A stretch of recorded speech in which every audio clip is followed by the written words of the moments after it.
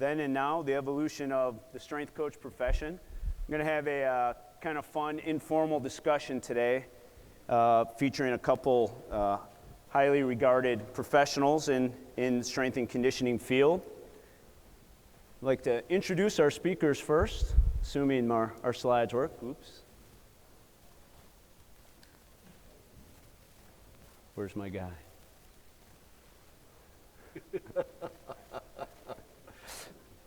The first thing to learn when you're first changing a profession is make sure you get a clicker that works for your slides. Our speakers today, our guests today will be Coach Al Vermeil. He's a legend in the strength and conditioning field. Al is former head strength and conditioning coach for the Chicago Bulls, has 6 world championship rings from that run, and also San Francisco 49ers, 1 Super Bowl championship ring from that run. Al is responsible for many successful strength and conditioning coaches in this room and in this facility this week, and he's going to share with us his thoughts on kind of the beginning of the strength and conditioning field. And then we have Jeff Macy, who's Director of Sports Performance at Oregon State University. Jeff is a protege of Al's, worked for him with the Chicago Bulls, and interned and learned from him for years before that in some of his other jobs. We're going to talk about that. I have the honor of moderating today. My name is Mike Gattone. I actually also had the honor of being one of Coach Al Vermeil's proteges and a friend of Jeff. I'm with Gatorade, manager of team sports, and very proud to be here today moderating this great event. Again, I just wanted to mention we're going to be fairly informal here. We're going to keep a lot of time for questions. Tracy from with Gatorade here will be circling around later with the microphone. So if you have questions, write them down, keep them, and we'll save plenty of time to get back to that as well. Okay, so first thing we want to talk about, just like to ask both of you guys to kind of give a good general overview about the strength and conditioning field. Al, especially, kind of talk about your history, how you got into the field, an overview from where it was when you started to where you feel it is now. I will, Mike. I'd just like to recognize there's at least 4 people out here that have been doing this just as long as I have and have been very successful. We got Dave Williams, Tom Cross, my good friend Terry Jones, and Jeff Madden.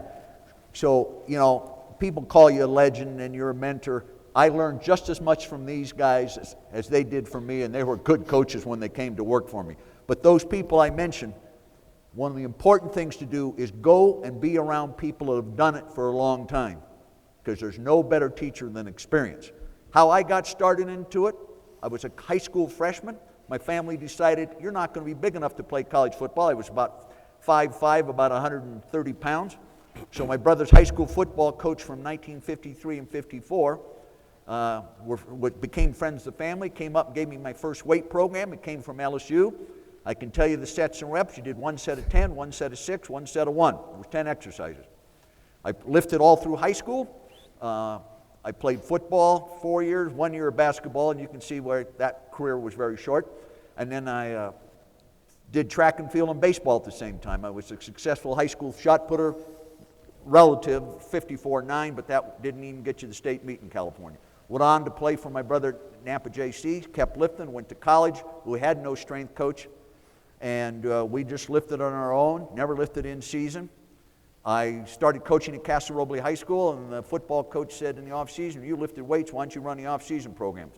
I didn't get paid for it, but I didn't care. I wanted to do it. I loved coaching. I was there, went to Kansas State, and I had a great opportunity to work for Vince Gibson at Kansas State in Purple Pride when they had Lynn Dickey. We beat Oklahoma 59 to 24. But I watched them organize their off-season, and I'll tell you what, there were no 300-pound offensive linemen in those days, because all those kids had to run. And it's a part of the game we're missing. And then from there, I went back with Casa Roble, went to Moreau High School. I was there 6 years. I ran my off-season program, and at that time, I started bringing in the Don Chews, Vern Gambetta, Russ Nip, the famous weightlifter. Started doing that. I was fortunate, and Jeff had talked about this, a lot of life's circumstances is who you know.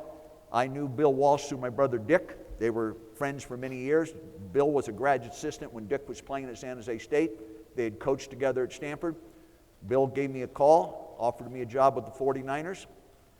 With the year before, I was going to go to Ohio State with Woody Hayes, and I turned that down, and which was a great experience. I don't have the time to talk about Coach Hayes, but what a fantastic man.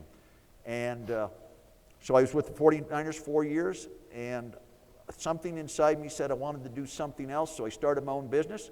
I made an electronic timing device that could test about anything, because I saw the NFL was doing it kind of crudely. Went from there to the Chicago Bulls and Chicago White Sox. I went through 4 general managers in 2 years at the Chicago White Sox, so at some point you're no longer there, and I worked the rest of the time with the Bulls. Semi-retired in 01, I'm fully retired in 07. That's basically how I got involved in this business. We were, I don't know if this is the time or place to say any more than that, Mike. Yeah, we'll come back. Okay.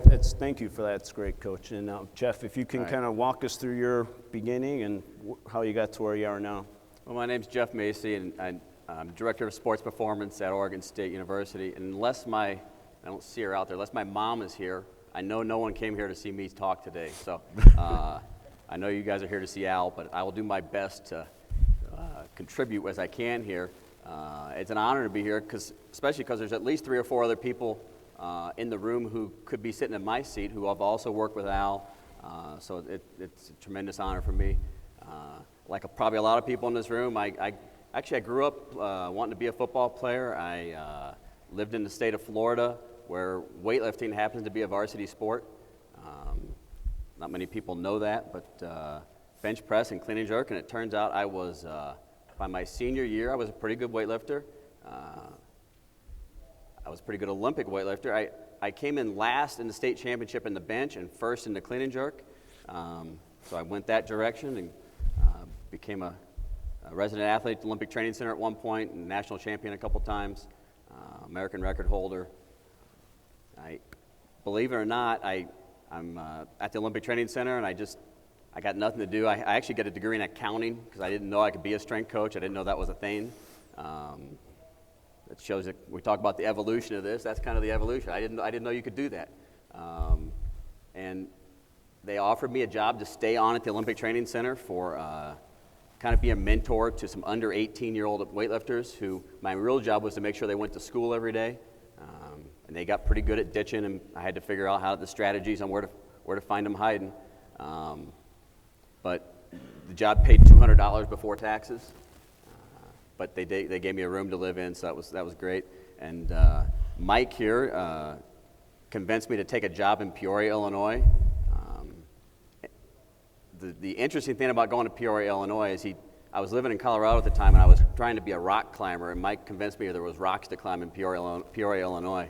And if you've ever been there, you know it's just cornfields. So pretty good salesman. I need better research is what I need. Ended up there and ended up taking the other thing, I still talk to him, but he did introduce me to my wife as well. So 18 years later, I still talk to both of them.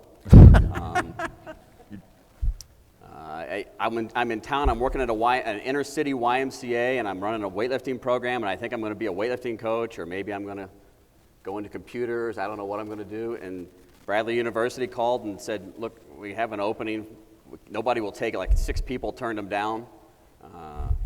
Next thing you know, I've become a strength and conditioning coach, and Bradley for 4 years, Chicago Bulls, an assistant strength coach to Eric Helen and to Al for 5 years.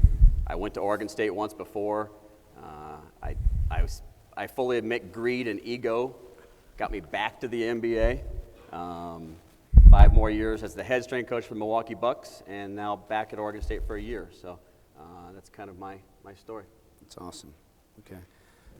Thank you, guys. So now if we, thing we want to talk about, both you guys had very extremely varied careers. You've been with a lot of different organizations, some at a high level, some at not so high of a level, high schools, YMCAs, that type of thing. So if we could talk a little bit about getting a position, Al, maybe you can talk about, you had some great stories you wanted to share about how you first started with the Niners, the specifics of it, and then with the Bulls, and then Jeff, you can kind of let us know, how you got some of your key positions, and then if you guys can give some advice based on that as well. Well, when I was a young high school football coach, I wasn't planning to be a strength coach. That was just part of the job. and I really liked it. And I was trying to become a head football coach. Obviously, you know who my brother is, so I wanted to be a head coach. Really didn't want to go anywhere beyond high school because I love that age. And I developed, all the time I was trying to be a head football coach, I was developing a book I called The Winning Edge, which I stole the name from Vince Gibson. Now I'm going to recommend this to young coaches because I saw guys apply for jobs and they give you one paper. Well, what the hell is this? What's that tell me about you? Well, I went in there and I had a lot of advice. Now this wasn't my original thinking in this book. If I had an original idea, it would die of loneliness. And looking at me should give all you young strength coaches great hope, because if a dumbass like me can have some degree of success, then you can have a lot more than I did. And don't, people, he says all those nice things. If I wasn't with the Chicago Bulls or the San Francisco 49ers, if I'd have been with teams that didn't win all those championships, you wouldn't know who the hell I was. So it's about the athletes you coach, the organizations you're with. It's not about you. The first thing you better learn in strength coaching, if you want to be happy and adjusted, it's not about you. It's not how you look, how much weight you lift. It's about the athletes and how you communicate with them and build a relationship which is built in sincerely caring about them. So anyway, so I have this book, and it had, even to the point, I can still tell you the guy I got it from, Don Powell was the offensive line coach. He said, how are you going to justify to the principal and the school board the money you spend in football? So I had in there, well, we got the football players, say a school has 3 teams, 100 kids. You got the bands out there on Friday night. You've got the cheerleaders. So pretty soon you take the money you play for football and it's being spread over thousands of people, plus the publicity. So every place I went, I got an interview. And there were 70 and 80 people applying. Now, I'll tell you what I did in one interview. They didn't want to win, and I walked out of the interview. I said, well, how about an off-season program? How to booster club? Well, and I said, hey, the athletic director, this track coach knew me from when I was in high school. It was Sonoma High School. He said, Vermeil, why'd you walk? I said, you don't want to win. I don't want to take a job I don't have a chance to win. It's about winning. And anything else you think sports is about, it's about winning. You do not teach positive attitude by getting your butt kicked every week and going 0-9, 0-10. Learning to be a good loser develops good losers. And the great football coach from the state of Texas, Darrell Royal, had a thing. He would not, for many years, recruit kids that came from losing teams. Winning breeds winning, losing breeds losing. So I got an interview, got the job at Moreau High School, and I'm going to tell you a question they asked me. They said, if your star player breaks one of your training rules and he's not supposed to play that week, but you're playing for the championship, what do you do? I said, if he broke the rule and he's not supposed to play, he isn't going to play. That got me the job. I don't care what your beliefs are, but whoever you are today, tomorrow, 10 years from now, your principles, who you are as a person, that's the most important thing you carry around. When players look at you, they want to know if you're competent. Bill Walsh talked about it's not if you're the greatest motivator or that, it's if you're competent and you're sincere and you're who you are. So I go to Moreau, get that job, I bring people in. Then Bill Walsh calls me and gives me the job with the 49ers. Well, I didn't really know a great deal about Bill. I didn't realize exactly who he was. He had never been a head coach except at Stanford. He'd done a very good job for a couple of years. I was there, and I basically took the program I used at Moreau High School. The basic concepts of what we did has never really changed. At Moreau High School, I was smart enough to get together with Don Chu. And you talk about complex training? I said, hey, Chooch. I'd call him up, drive him crazy. Hey, we're doing squats. How about if we bound afterwards and make fast strength? Well, that's complex training. And we'd have kids squat with 60% of their body weight, and we'd time them. We'd ran downhill. I picked it up from Frank Costello, from a guy that I had been a grad assistant with at Kansas State. So we're doing all those things, and I didn't, oh, you're smarter than, but no, it just made sense. I went to 49ers, did mostly the same things. Went to the Bulls, and people said, oh, you changed your program for the Bulls. That's basketball. Oh, okay. I said, do they have 2 legs? Yes. They got 2 arms? Yes. They got a heart, lungs? Yeah. Do they run? Yes. I said, the only thing difference is the distance they run, the ball they use, and the surface they play on, and their uniform. Explosive power and ability to move And I hate to say what I see in college football. I do not like these big guys that can't move. And at some point, it's going to bite you right in the butt. And I won't give the instance that I saw this year in college football. But if you can't cover, if you've got guys in there that can't cover kicks, it's going to end up biting you in the butt. The most important quality is the ability to move. It's not how much you clean, how much you this, it's movement. So then at the Bulls, and in 1985, I had done some work for 2 years with the Bulls. And we were getting to a pretty good deal. I was starting to make some money. And I liked it, and it was baseball. So I had a deal. The Bulls were coming to see me. It was Christmas of '84. I didn't have an office. I was operating out of my house. So I had a brother-in-law who had an office in the back.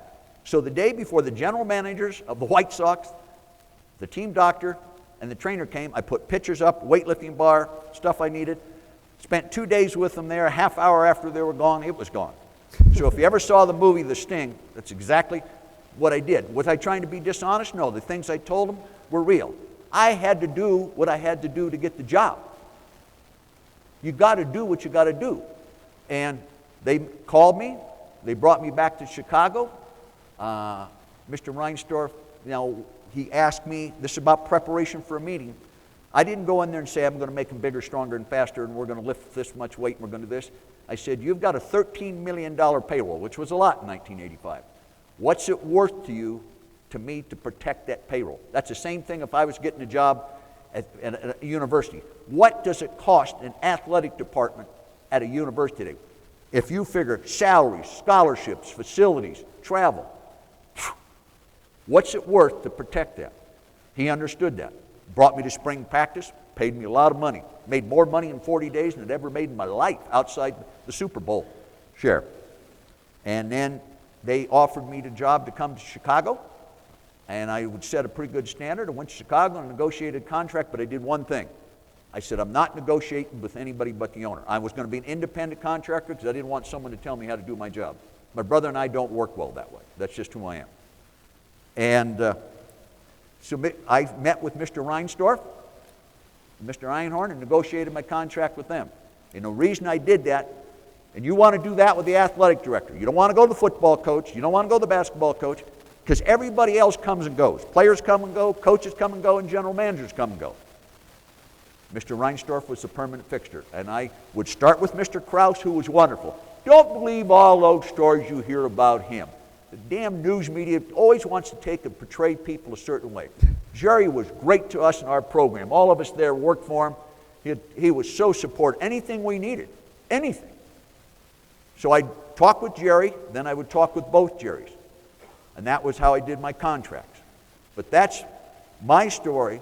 And the one other thing, Mike, if this is inappropriate, one recommendation I got to all of you. I coached other sports, football and track and field. And because we did Olympic lifting, I had to learn to coach that. Learn to coach multiple sports. And Coach, you had one more piece of advice you touched on it, the winning edge, but you wanted to, can you just expound for a minute to young folks in the room about the importance of having a manual? Having something. For example, let's say you go to an interview, and I see Tim down here. Rabbis was a great intern to us, and I see Damon and Mike and the other kids that have worked for us have now gone on to succeed. The thing is, if you go in to do an interview, and let's say the football coach, well, I want you to improve speed, but don't pull a hamstring. Your first answer said, we're going to stretch a lot. Wrong answer. Stretch, there's no relationship, no study that ever proved flexibility decreases hamstrings. How are you going to improve that speed, and how are you going to do it and reduce the risk of hamstring pulls? There's a lot of ways. I won't get into that. How are you going to integrate yourself into the sports medicine group? Why should I hire you? I already covered. Why should I hire you? I'll make it bigger, stronger, faster. No. Why should I hire you? I'm going to protect your $100 million investment. I've checked your athletes, and last year you had 30 athletes that were permanently off their rosters for the season. And your scholarships cost you $100,000 a year. That's $300,000 that you lost. That means those facilities that you built for those athletes aren't being used. And that means that affects your win-loss record. That affects your attendance. That affects your national reputation. Oh, that makes more sense, because Jeff did a great point. They're CEOs anymore. They aren't the old football coach or basketball coach. They're CEOs. It's about the bottom line, dollars and cents. So, thanks, Coach. So, Jeff, you've been with 2 different professional organizations, 2 major colleges. Bradley's a major college, so two major NCAA institutions. And can you touch basically on how you got a couple of your positions? And then Coach gave some great advice. If you can give some great advice and recommendations based on what you've been through. Well, the first, obviously, as I said earlier, the first one I got at Bradley, literally, they called me out of the blue. I'm not sure how they knew I was in town, so I can't give any advice on that one. But what was interesting, I didn't know, again, I had an accounting degree. I didn't know anything about being a strength and conditioning coach, and all of a sudden, I'm a head strength and conditioning coach. I have 14 teams, 1,000 square foot weight room, and go. So I tried to lean on as many people as I could and create as many relationships as I could to just try to learn. I would pick up the phone and call Mike. I would pick up the phone and call a guy who was at Indiana University at the time, Frank Exton, who was the basketball strength coach for Bobby Knight there for a long time. Those guys led me to Al. I think the important thing to remember, I guess the advice I'll give on that is, I never went to Al, and because I'm a director of sports performance now, I've probably got 2 in my pocket right now, emails, you got a job for me? I never went to Al to ask for a job. I went to try to get better. And I never had the intention of going to work for the Chicago Bulls. I didn't know anything about basketball, to be honest with you. It wasn't my thing. So I guess it's the difference between self-improvement and self-advancement. I went, I know it sounds corny, purely to just learn. And that relationships paid off into other relationships. And I guess the point of it is, ultimately, and we all know this, and everybody in this room knows this, it's who you know. And that's not necessarily a bad thing, but it's how you're getting to know those people. If you send me an email out of the blue that says, do you have a job for me? I'm writing back, no. It's not going to be any more than that. And the reason it's who you know, the reason that's important is it's about trust, right? It's about, I have to trust if I hire you, you're going to be a good strength and conditioning coach and help our student athletes get better. Somebody once told me trust is 2 things. It's character and competence. And Coach touched on that earlier. I'm not sure who said that. It was a pretty good thing, but pretty good saying. That's exactly what it is. And the way you earn people's trust is build those relationships and get to know people. And if you're using somebody, they know you're using them, for the wrong reasons. So the goal there was to just to get better. Yeah, you also asked if I could give some advice to young coaches. Again, build those relationships. I'm going to tell you the most admirable thing about Coach Vermeil, and it's a lesson everybody should take to heart is, how old are you now? Can I say that? 69. I'll be 70 next year. That's fine. And still has never stopped learning a day. It's always been for Coach Vermeil about learning. And then how can I take that and apply that to do a better job for the athletes that I work with? So learn. We have more resources available at our fingertips than ever. There's really no excuse for it.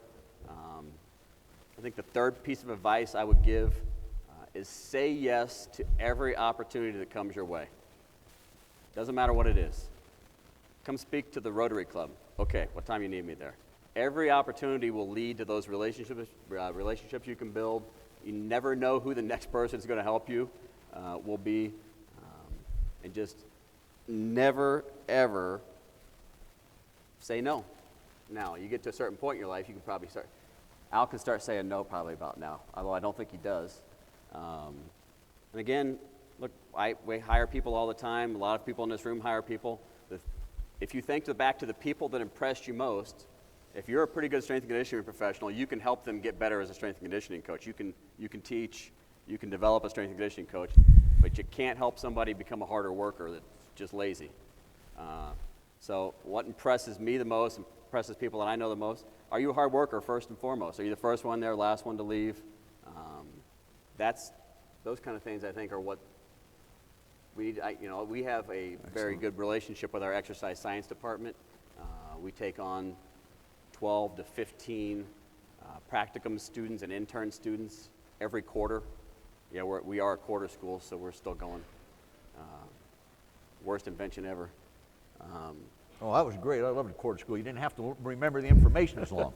But in my case, if it was more than a week, I was in real trouble. But what I see is, quite frankly, this generation's a little lazier. Now, every generation says that about the one immediately after them. I know that, but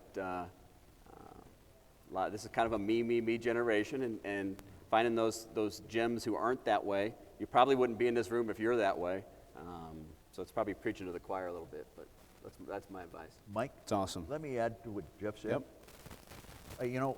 Jeff, he said it. It's getting better. It's learning. And why I was impressed with him, he came to a clinic I did many years ago, and some young, Todd Wright was there, and some Frank Exton. And I had done something, I'd done a thing in Word, kind of an outline of programs. I never finished it. I put it in PowerPoint. I never finish anything. But anyway, he had, for whatever reason, must have been bored one time and read the thing. And I asked him how he utilized it.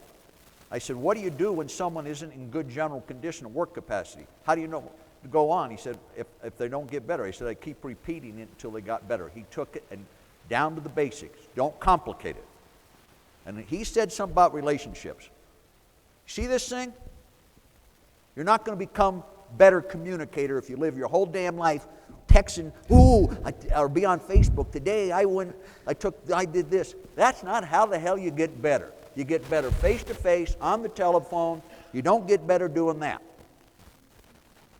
And I see more young people sitting down doing that, and you're losing the ability to communicate. And if you want to learn what it takes to coach, go look up on YouTube, my brother Dick Vermeil.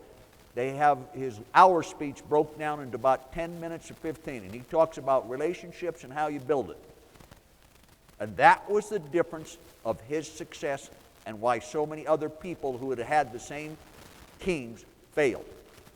So that is really important. I wanted to add to that. Good, thanks. We're going to talk a little. Can I say one thing real quick on that? We're going to talk about today's athletes versus. One thing I will tell you is that you have the ability to do at any time is go see somebody. Get in your car, call them up, drive there, and go see them. I used to drive 3 hours each way from Peoria to Chicago to literally spend like 45 minutes with Al. God, I'm worried about you. Those 45 minutes, though, I learned something every single time, and again, built those relationships. But go see somebody. Just get out of your offices and go see somebody. Hey, Mike, you don't have control of this. Jeff and I are doing this. I feel that. I can tell. Now, I'm going to ask you this question. Yeah, he knows me. It's been hijacked. Good tone. I won't yell. I used to yell at him. He'd pop it. I'm going to ask you. Oh, God, I'm getting senile. I'm having a senior moment. Okay, here it is. I did have a senior moment. How big is your equipment budget versus your budget on improving your knowledge? Now, you don't have to answer. Our equipment budget, we spent more in the years I was at the Bulls on bringing people in than I ever did equipment. What do you mean by bringing people in? Oh, well, we brought the great Carmelo Bosco, look him up, genius. I became friends. We brought Cale Hackington. I can never say Cale's name. Of course, I had Mel Siff. We had Chu, Charlie Francis, another genius. And don't believe the naysayers of Charlie Francis. If you want to know about speed, forget all the other guys. He knew more and was smarter, probably the smartest person in coaching I ever met. But we would bring in, God, I'm forgetting people. And at the 49ers, I was John Garheimer, Mike Stone. So the money we spent on knowledge, what does it good to have a $10 million weight room if you got a moron running the weight room? It's in Torsky I had in, and he came in, and I like to stand up and get an old sit. He comes in, looks around the weight room. I said, something wrong, Professor? He said, this is the first training hall I've seen in the United States. I said, what do you mean? track, hurdles, barbell, platform, boxes, medicine balls. He said, that's what you need. A simple tool has complex uses. A complex tool, it's simple. You get a machine, it does one thing, and the athlete doesn't have to quit. Nothing wrong, sometimes you need some of those. I'm just saying it was the knowledge of how to use these. Carl Miller, you don't even know who he was. United States weightlifting coach in 1980. Brought him into Monroe High School in 1978. Learned a tremendous amount from him. I still talk to him. Bud Charnaghy. I learned a lot from Bud. So keep learning. I felt like this. I was a terrible student. And it gave me self-confidence to know that I was trying to get better and I was learning things. The other things, don't reinvent the wheel. Too many guys are like a dog chasing his tail. Ooh, what's the next new thing? Ooh, we got to do this, we got to do this. Learn the basics, apply them, and learn more in depth what they do for you. I used to do downhill running. And then I read a thing just recently, and I knew why it worked, but they talked about when you're downhill running, when you're running faster, the antagonist and agonist have to work together. They have to be more efficient. And Charlie said that. It's not how fast you can track, it's also how fast you can relax. Now I thought back to 1976. Oh, now I understood why that even helped that. It wasn't that I would do anything different, but learn in depth whatever way you train. You're not trained like Alvin. I'm no genius. Horace Grant made me a genius. Michael, and I didn't train Michael. I'm not saying, but those guys, Joe Montana, whatever you're doing, learn it in depth instead of the next guy comes up with something that's, there isn't anything new, folks. It's only what you haven't learned yet or experienced. There's nothing new. The ancient Greeks used to do jumps with weights in their hands. It's a few days ago. I know I coached a couple of them. I've been around a while. Sorry, Mike. No, those are great, Coach. That's great. We got a lot on that topic. Now, switch on to a new topic now. A lot of talk here, and in strength and conditioning, we always have functioned quite a bit as the nutritionist for our teams and with our athletes, and now that landscape has been changing a lot. You had some awesome stories about back when you were a high school athlete, the role of sports nutrition. And then if you could take it through a little bit into the Niners and the Bulls, talk about just a little bit about the evolution of that. Well, when I used to get on the farm and milk the cows, no, my dad was a mechanic. Well, there was no such thing as sports nutrition. We just ate all the time. When I was in high school, we just ate. We just ate. When I was in college, in 1964, Mike Larrabee won the 400 meters, and they said he took bee pollen. So all of us started taking bee pollen. We would go to the dairy and buy non-pasteurized milk. We started taking weight gainer. Then as a high school coach, not until the mid-'70s I really gave him much advice. I told him to take Carnation's instant breakfast to help him put on weight. How come you started, by the way, why did you feel it was important for you to start getting involved in sports nutrition? Well, it just, kids would ask questions like, the fact that someone asks you something and you don't know enough about it, that's why I got involved. Because I would see the young people not gaining weight like I did. I could always put on weight.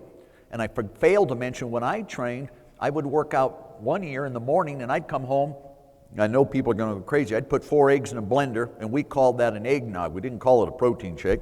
And I'd put some half and half in there, eat that, eat another 4 eggs. I'd go over to my sister's and she'd cook us each. I'd eat a dozen about this size pancakes and some bacon. But I ate great food. It wasn't raised like it is today. Then when I got into high school, I realized I didn't know enough. I mean, when I played, we didn't get water breaks. There was no water. Doesn't matter how hot it was. And then when I went to the 49ers, somewhere I got a recipe from Tom Eckert it was his brother Dick Eckert. And basically it had a 1/4 cup of fructose, 1 egg, we didn't cook it, ice, water, vanilla, and I think either a cup or half a cup of cottage cheese. And we used that. And Jack Reynolds, a great linebacker, called it Al's Jungle Juice. And he'd come in every day. If I didn't have that ready, he was ticked. And we got a player from Buffalo named Al Cowlings, OJ's friend.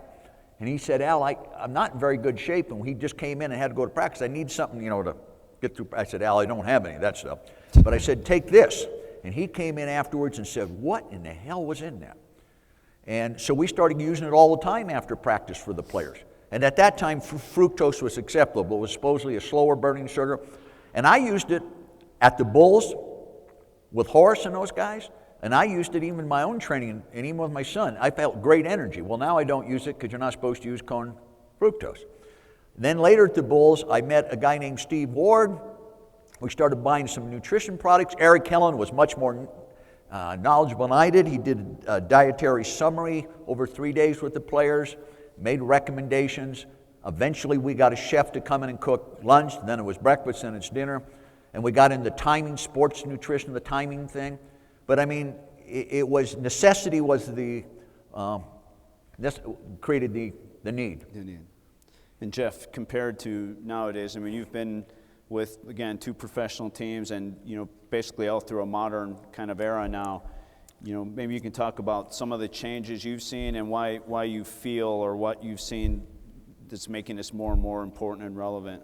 Well, we have, again, more resources now than we have ever had at our disposal. And there's more specialized knowledge now at our disposal than ever. Part of our job, I think, into the future will be managing that. We have RDs and nutritionists on staff now. We have new, very soon for all of us, NCAA rules about how much more food, more than ever. I foresee it, I think the day is coming when we're changing some of these supplement rules we have coming at us. So I think it's our job to be kind of a generalist and be able to manage that on behalf of our student athletes, on behalf of our athletic departments. And again, I'm taking that nutritional information and helping apply that to our student athletes is probably our next big challenge. It's not going to be an easy, nobody knows what this new supposedly unlimited food thing looks like. I can tell you we've run the numbers at Oregon State.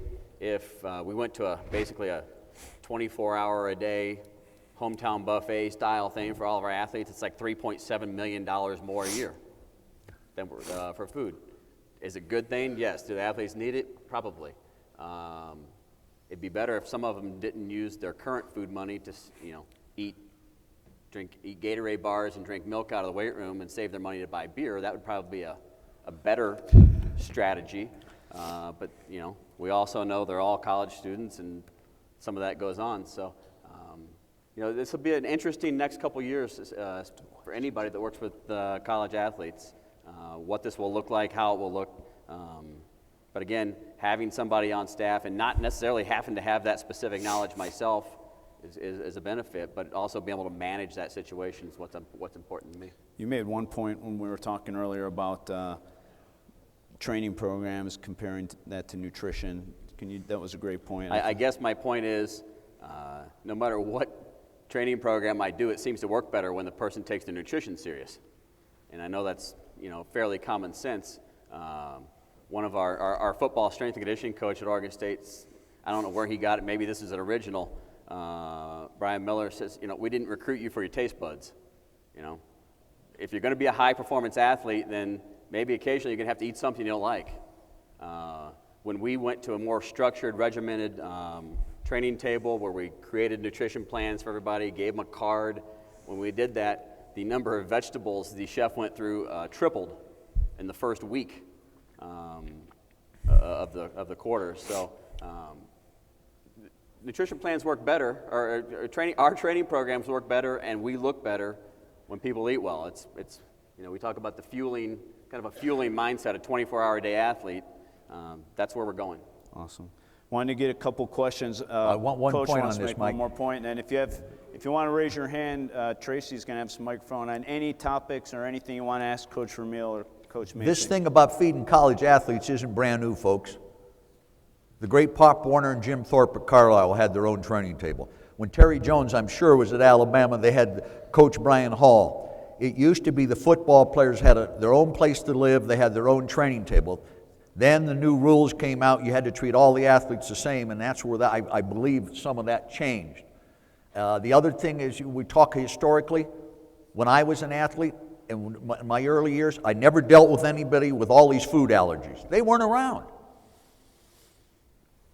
So that tells you something we're doing wrong. And I remember when Gatorade came out, the first time I'd seen that. The first drink that you were supposed to drink during practice, that was foreign to all of us. So things have changed for the better. Gatorade's done a great job promoting this. And then use your resources at your university, high school, whatever you can do. Do we had another slide, but I wanted to save some time for questions. Is there any questions from anybody for Coach Vermeil or Coach Macy? Training or general professional advice questions? So maybe could you do our last slide here, Dave? So one thing that I wanted while you guys were both here, if you could give advice to coaches today, both your guys' perspective on dealing with athletes of today versus maybe when you first started, Coach, and dealing with the coaches that these guys have to deal with on a daily basis compared to when you first started. We can go maybe 5 minutes each to wrap up a little bit. Well, I tell you, the athlete of today only reflects society of today. When Coach Jones and Coach Madden and Coach Cross and us guys were athletes, there was a certain way you were to represent your school and as an athlete how you were to conduct yourself. You didn't ask the coach why, you just did it because he was the coach and you were the athlete. Obviously that's changed, but the one thing hasn't changed. The athlete wants to get better. And in that case, it all goes back to, are you competent? What Bill Walsh said, are you competent? Do you know what you're doing? Have you built, like my brother Dick said, a relationship? And Jeff did a great thing. If you do those things, you're going to get the guys to do what you want. But you can't come on 1 week and running this program and the next week doing this and make an exception for this guy. Once you start, I'm not a believer in exceptions. Most of sports still are team. When I was a high school coach, I got the individual first. They had to be part of a team. But knowing what you're doing and be positive. Don't go in the weight room like this and hanging your head, drinking coffee on your cell phone. What the hell example does that tell you? I had a guy drink a cup of tea one time in my weight room, and he'll never forget it. And it got spilt. I won't mention any names, Catone. But you've got to go in there and with enthusiasm. Don't bring your problems from home. The other thing is, don't give up on those guys. Don't give up. Understand them. I can picture an athlete we're working with, and I was already, I won't tell you who, but the guy that we were working on the knee, and they were having problems getting this kid to do something. Well, I wasn't smart enough to know the kid wouldn't do something. I came back from La Quinta where I was living, and I think both the strength coaches were gone, so I was with him. So I just took him like he'd been working. I said, we're doing this and doing that, and I didn't give him a chance. We just kept going. But I wasn't there sitting talking about when I played high school basketball or I was out hunting. We were focused on him. They want you to focus on them. This is the me generation. They don't want to focus on when you played in 1918 and you put your helmet in your pocket and went home. That, it's like the whole concern about helmets. I've got a big blue mark on my helmet. I've still got the one from Utah State. But they want you to concern about, and they want to feel that you are focused on them and you're doing the best for them and that you sincerely care about them. Anyway, the strength coach came back the next couple of weeks and said, how'd you guys get to do it? I said, what do you mean? We just worked. But we went from one thing to another. I didn't sit and jaw with them all day. They are a reflection of society. So whatever you see in society, you're going to get from them. Their food, they don't eat good at home anymore. So now you've not only got to worry about all the other training things and their attitudes that they get, entitlement, you've got to worry about what they eat. My generation all ate fruits and vegetables. So it's those things are things you got to consider, but be yourself. Don't be anything but who you are. You can't be anybody else. They'll see that in a heartbeat, and you'll be in trouble. People are still people. Terry had the pleasure of playing for the great Coach Bryant, and he said, the same excuses we use today for losing, they'll use they'll be making excuses in 50 years. They'll be still making excuses. They'll be just given different ones. Don't look for a reason to fail with your athletes. Don't look for a reason to fail. If you've got a non-compliant person in your weight room, don't spend all your time trying to give him attention. Come over and work with the people who want, because pretty soon they're going to want that attention. That's my advice. Awesome. Thank you. Jeff, you want to wrap us up here? Yeah, here's how I'll wrap up. The topic was the evolution of the strength coach profession. And I'll be honest with you, I've been away from a big conference like this for a few years, so I probably have a different view on it than some of you who are in it all the time. So what I'll tell you is, what's encouraging to me is, because of people like Coach Vermeil and some of these other coaches that are out here, we have a much better acceptance of who we are as strength and conditioning professionals. We are looked at as professionals and experts by our athletic departments now. There's a much better legitimacy. Companies, you guys a $1 billion company?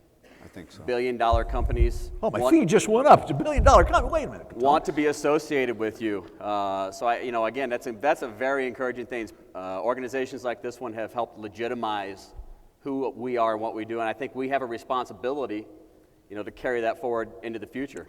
Especially the young coaches, start taking people under your wing, and developing up the next generation. That is what our next task after we do our main job is to, who are the next generation going to be? One piece of advice. 2, you really want to get good. I don't care how long you've been coaching. If you've never coached a team sport, at least go out and watch. You'll learn to coach on the run. You don't have time to tell, okay, now when you're pulling the bar off the floor, too long. I can learn to coach football. I want you to get that, step with your play side foot, roll over the knee, explode through the ball. You ain't got time to do all those other explanations. Learn to coach on the run. Keep your eyes on everything. I saw someone coaching at a place, they're coaching one kid and 5 guys are down here lifting. You can't coach that way. Go to a team sport. Go to track and field. Now this is where it's at. Learn how they coach sprinters, jumpers, and throwers. Where do you think strength and conditioning came from? Then learn how to coach Olympic lifting. Those are the 2 sports everything we do came from. Did I learn, if I wanted a football player to run faster, did I go to football coach? Hell no. That's why I spent time with Gambetta, Chu, Charlie Francis, all those other guys. If you want to learn math, you don't go to the history teacher. Learn to do those things and you will grow as a coach. And you'll learn mechanics. What should it look like? I see people do the A drills and they're like this. Instead of being up here, it's up here. And if you want to see if someone is, here, take this thing. I think we got. Oh, geez. We got another talk all right, coming in. but you want to see someone who pop that foot and get those up. That'll tell you what kind of athlete. You don't need 1,000 tests. I'll give you one other thought. 2 tests. Can they play? If they can't play, there's a damn thing you're going to do. Don't worry how big they are and all that. If they can play, then you can help. Number 2, how fast they can run. If they can run fast, they can jump high. Well, they can play, they can change direction. You've never seen anybody who can run fast who can't jump high, because there's a strong correlation. Don't complicate it. There are no geniuses. Genius is 99% perspiration, 1% inspiration. Excellent. Well, can't top that for closing our session. I want to thank Coach Vermeil and Coach Macy, please. Yeah. Awesome. And I think both these guys are going to, I know there's another talk coming in, and again, really appreciate everybody's concern over our colleague. Yes. There's another talk coming in. These guys are going to stop by our booth over in the exhibition hall for a little while if you want to try to ask them some questions. Thank you.